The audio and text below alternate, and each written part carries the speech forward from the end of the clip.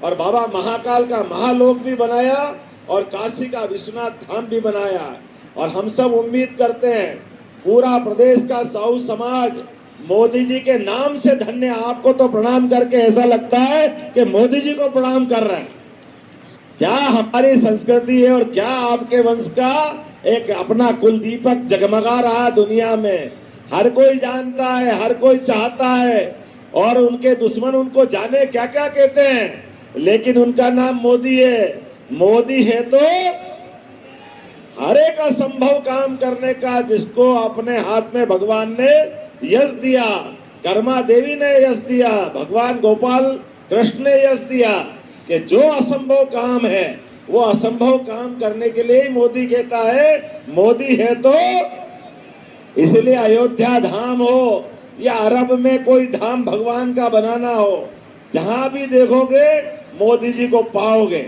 और तो और उल्टे सुल्टे काम करने वाले, पता नहीं क्या क्या धंधे करने वाले, कितने झूठ बोलने वाले, यानी कौन कौन से झूठ के पकवान परोसने वाले, ऐसे एड़े टेढ़े को भी सीधा करना कौन जानता। क्योंकि मोदी है तो गरीबों के हक पे डाका डालोगे, लोगों से झूठ बोलोगे, झूठ बोल के सरकार बना लोगे, मंत्री बन जाओगे, मुख्यमंत्री बन जाओगे, लेकिन ऊपर भगवान देख रहा है और भगवान का आशीर्वाद मोदी जी पे है। माँ करवा का आशीर्वाद मोदी जी पे है। ये कर्मठ समाज जो अपनी उदारता के लिए भी जानता है, लेकिन जीवटता के लिए भी जानता है। पूरे भारत में साहू समाज का एक विशेष सम्मान है। हमारे साहू समाज का कहीं कोई राठौर समाज कहेगा, कोई अलग अलग नाम से अपने समाज को जानते हैं, लेकिन 10 घर की बस्ती में भी एक घर अगर अपना है तो पूरे क्षेत्र में सुशासन की अपने आप खुशबू आने लगती है, क्योंकि साहू समाज का घर वहां है। कोई सुशासन की व्यवस्था वाला व्यक्ति है। इतना अच्छा समाज और इतने उदार लोग जो अपने शहडोल की उस वादियों से लगा करके बालाघाट, मंडला, डिंडोरी और वहां से लगा के झाबुआ तक और मालवा से कल कछार तक जहां भी बैठे हैं, भगवान के आशीर्वाद से सदैव अच्छा काम करने के लिए बैठे हैं। मैं पूरे समाज का अभिनंदन करता हूं। अभी थोड़ी आचार संहिता है तो बोलने की मेरी सीमा है, लेकिन मन ऐसा करता है आज अगर आचार संहिता नहीं होती तो जो आप मांगते अभी देने की घोषणा कर देता। मुझे जरा देर नहीं लगती। अरे हमारा संबंध तो आपका अलग प्रकार का है और आप तो वो समाज से आते हो जिनके माध्यम से भाजपा भी तर गई।